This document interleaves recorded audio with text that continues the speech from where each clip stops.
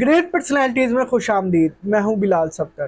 ایک ایسی زمین جہاں مٹی میں محبت کی خوشبو تھی اور ہوا میں آزادی کی طرف، وہاں ایک مرد مجاہد نے آنکھ کھولی جسے تاریخ نے شیر بنگال کے نام سے یاد کیا۔ ابو القاسم فضل الحق، جو کہ اے کے فضل الحق کے نام سے بھی جانے جاتے ہیں، ایک عظیم لیڈر، ایک دور اندیش مفکر اور ایک بے مثال سیاستدان تھے جنہوں نے برصغیر کے مسلمانوں کی آزادی کا خواب دیکھا اور اس کی تعمیر کے لیے اپنی زندگی وقف کر دی۔ ان کی شخصیت میں ماضی کی دانش، حال کا شعور اور مستقبل کی بصیرت سمٹی ہوئی تھی۔ ان کی آواز جو بنگال کی گلیوں اور کوچوں سے گونجتی، ایک ایسی گونج تھی جس نے پورے برصغیر کے مسلمانوں کو بیدار کیا اور ان کے دلوں میں ایک آزاد مملکت کے قیام کی تڑپ کو زندہ کیا۔ فضل الحق کی زندگی جد و جہد، استقامت اور ایمانداری کی ایک لازوال داستان ہے جو رہتی دنیا تک انسانیت کے لیے مشعل راہ بنی رہے گی۔ اے کے فضل الحق 26 اکتوبر 1873 کو ضلع بکری گنج، جو کہ موجودہ بنگلہ دیش میں شامل ہے، کے سراج گنج گاؤں میں پیدا ہوئے۔ ان کا تعلق ایک معزز اور علمی خاندان سے تھا۔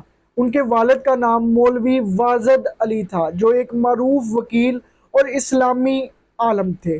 مولوی واجد علی نے نہ صرف قانونی معاملات میں مہارت حاصل کی، بلکہ انہیں اسلامی تعلیمات اور عربی زبان سے بھی گہرا علم تھا۔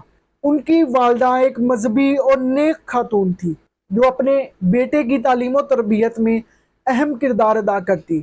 فضل الحق کے والد مولوی واجد علی نے اپنے بیٹے کی ابتدائی تعلیم و تربیت میں خصوصی توجہ دی، جس کی وجہ سے فضل الحق کو بچپن ہی سے علمی اور دینی ماحول میسر آیا۔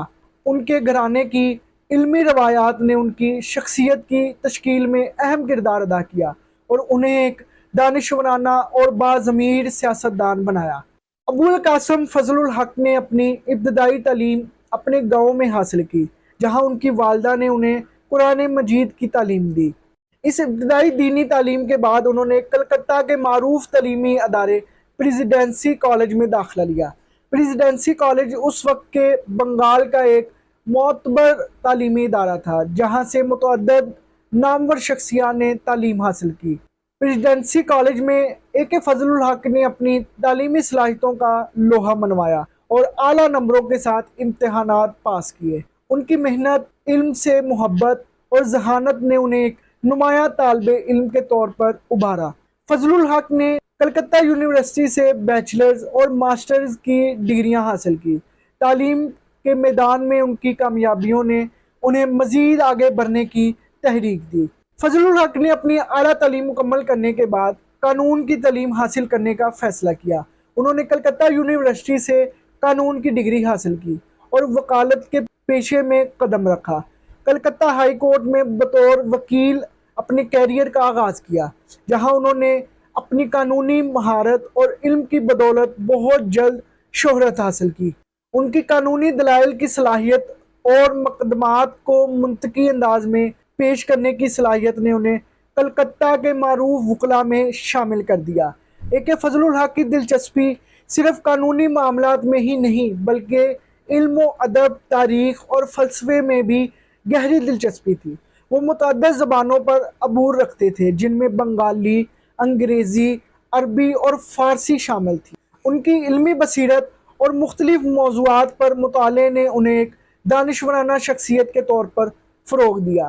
ان کی علمی دلچسپیوں نے انہیں نہ صرف وکالت میں بلکہ سیاست میں بھی ایک متوازن اور حقیقت پسند رہنما کے طور پر شناخت دلائی۔ اے کے فضل الحق نے اپنے سیاسی کیریئر کا آغاز 1911 میں شروع کیا، جب انہوں نے بنگال قانون ساز کونسل کے رکن کی حیثیت سے سیاست میں قدم رکھا۔ انہوں نے 1913 میں انڈین نیشنل کانگریس میں شمولیت اختیار کی اور جلد ہی کانگریس کے رہنماؤں میں سے ایک بن گئے۔ 1913 میں وہ کانگریس کے صدر بھی منتخب ہوئے، جو ان کی سیاسی بصیرت اور قیادت کو تسلیم کرنے کا اعتراف تھا۔ 1920 کی دہائی میں فضل الحق نے انڈین نیشنل کانگریس سے اختلافات کی بنیاد پر علیحدگی اختیار کی انہوں نے محسوس کیا کہ کانگریس کی پالیسیوں میں مسلمانوں کے حقوق کو نظر انداز کیا جا رہا ہے اور وہ مسلمانوں کے مفادات کے تحفظ کے لیے مؤثر اقدامات نہیں کر رہی۔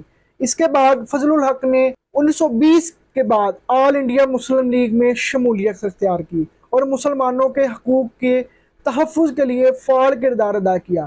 مسلم لیگ کے پلیٹ فارم سے انہوں نے مسلمانوں کی تعلیم، معاشرتی ترقی اور سیاسی حقوق کے لیے آواز بلند کی۔ 1937 سے 1943 تک فضل الحق بنگال کے وزیر اعلیٰ بھی رہے۔ ان کی حکومت نے عوامی فلاح و بہبود کے لیے متعدد اقدامات کیے، جن میں تعلیم، صحت اور زراعت کے شعبوں میں اصلاحات شامل تھی۔ فضل الحق کی قیادت میں بنگال کی مسلم لیگ حکومت نے مسلمانوں کے حقوق کے تحفظ اور فرقہ وارانہ ہم آہنگی کے فروغ کے لیے کئی اہم فیصلے کیے۔ فضل الحق کا سب سے نمایاں سیاسی کارنامہ 23 مارچ 1940 کو لاہور میں آل انڈیا مسلم لیگ کے سالانہ اجلاس میں پیش کی گئی قرارداد لاہور سے ہے، جو بعد میں قرارداد پاکستان کے نام سے مشہور ہوئی۔ اس قرارداد میں ہندوستان کے مسلمانوں کے لیے علیحدہ ریاست کے قیام کی ضرورت پر زور دیا گیا۔ فضل الحق کی پیش کردہ اس قرارداد نے پاکستان کے قیام کی بنیاد رکھی اور انہیں تحریک پاکستان کا ایک مرکزی رہنما بنا دیا۔ یہ قرارداد ایک سنگ میل ثابت ہوئی اور مسلمانوں کے لیے علیحدہ وطن کی تحریک کو فروغ دیا۔ 1940 کے بعد فضل الحق نے تحریک پاکستان میں فعال کردار ادا کیا۔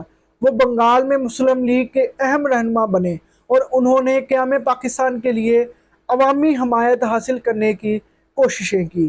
ان کی قیادت میں بنگال میں مسلم لیگ نے بڑی کامیابیاں حاصل کی اور وہاں کے مسلمانوں نے قیام پاکستان کے حق میں بھرپور حمایت کا اظہار کیا۔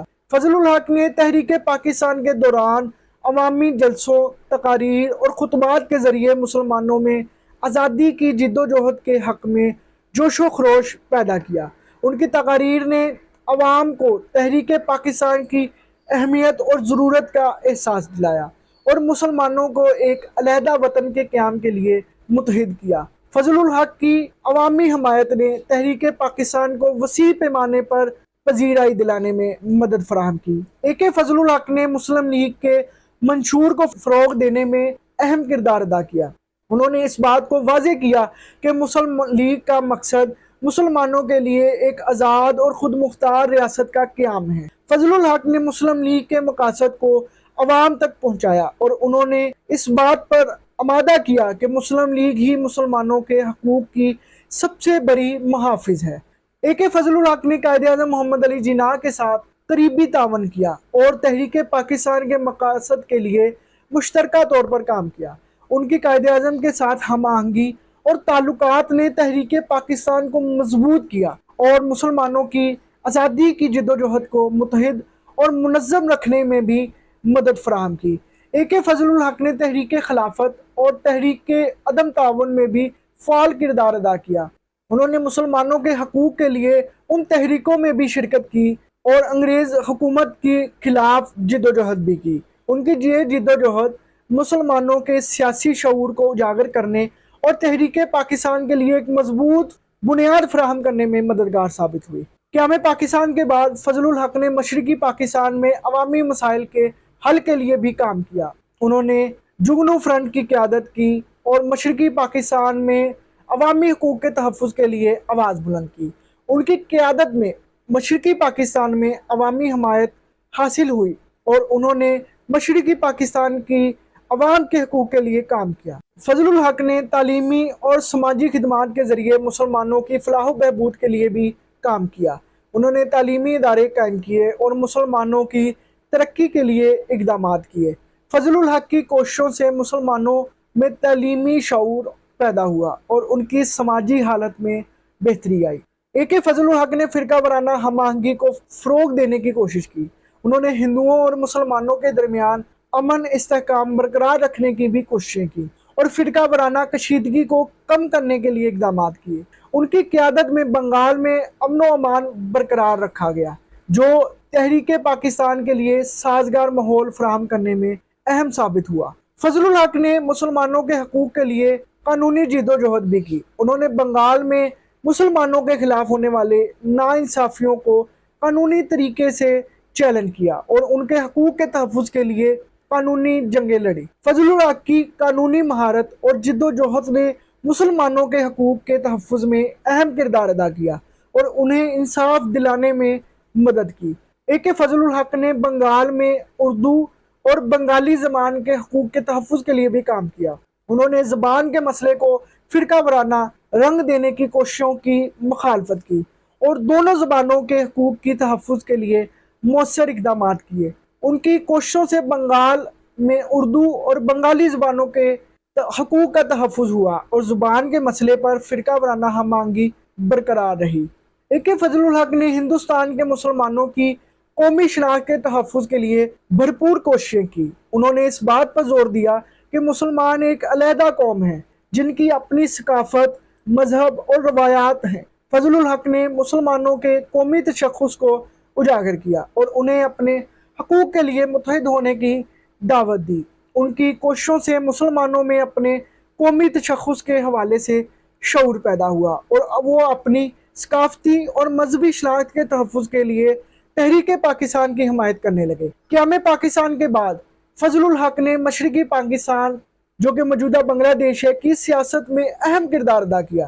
فضل الحق نے مشرقی پاکستان میں صنعتی ترقی کو فروغ دینے کے لیے مختلف پالیسیوں کا آغاز کیا۔ انہوں نے صنعتی زونلز قائم کیے، سرمایہ کاری کی حوصلہ افزائی کی اور بنیادی صنعتوں کی ترقی کے لیے اقدامات کیے۔ ان کی کوششوں سے صنعتی سیکٹر میں نئی مواقع پیدا ہوئے اور مقامی معیشت میں اضافے کی راہ ہموار ہوئی۔ AK فضل الحق کا انتقال 27 اگست 1962 کو ہوا۔ ان کی وفات کے بعد ان کی تدفین کراچی میں کی گئی۔ فضل الحق کی وفات کا سبب دل کا دورہ تھا جس نے ان کی زندگی کا سفر مکمل کر دیا۔ ان کی وفات کی خبر نے سیاسی اور عوامی حلقوں میں گہرے دکھ اور غم کی لہر دوڑا دی، کیونکہ وہ ایک ممتاز رہنما اور قوم کے لیے ایک اہم شخصیت تھے۔ فضل الحق کی تدفین کراچی کے گورا قبرستان میں کی گئی، جو ایک تاریخی قبرستان ہے اور مختلف اہم شخصیات کی آرام گاہ ہے۔ ان کی تدفین کے وقت مختلف سیاسی جماعتوں، عوامی رہنماؤں اور ان کے چاہنے والوں نے انہیں خراج عقیدت پیش کیا۔ ان کی قبر پر ایک سادہ مگر باوقار مزار بنایا گیا جو ان کی سادگی اور عوامی خدمت کے جذبے کی نمائندگی کرتا ہے۔ فضل الحق کی زندگی اور کاموں پر مختلف تحقیقی کام اور تعلیمی منصوبے شروع کیے گئے۔ ان کی خدمات اور نظریات کو تعلیمی نصاب میں شامل کیا گیا اور مختلف کتابوں اور مضامین میں ان کی خدمات کا تذکرہ کیا گیا۔ ان کی برسی پر ہر سال یادگار تقاریب کا انعقاد کیا جاتا ہے جہاں ان کی زندگی اور خدمات کا تذکرہ کیا جاتا ہے اور ان کی جدوجہد کو خراج تحسین بھی پیش کیا جاتا ہے۔ مشرقی پاکستان اور پاکستان بھر میں مختلف سڑکوں، تعلیمی اداروں اور عوامی مقامات کا نام فضل الحق کے نام پر رکھا گیا تاکہ ان کی یاد کو زندہ رکھا جا سکے اور نئی نسل کو ان کی خدمات سے آگاہ کیا جا سکے۔ ناظرین، یہ تحریک پاکستان کے وہ عظیم ہیرو تھے جنہوں نے پاکستان بننے کے بعد بھی پاکستان کی خدمات میں اپنی زندگی وقف کر دی۔ مزید ایسے ہیروز کے متعلق جاننے کے لیے دیکھتے رہیے گریٹ پرسنالٹیز۔ اللہ حافظ۔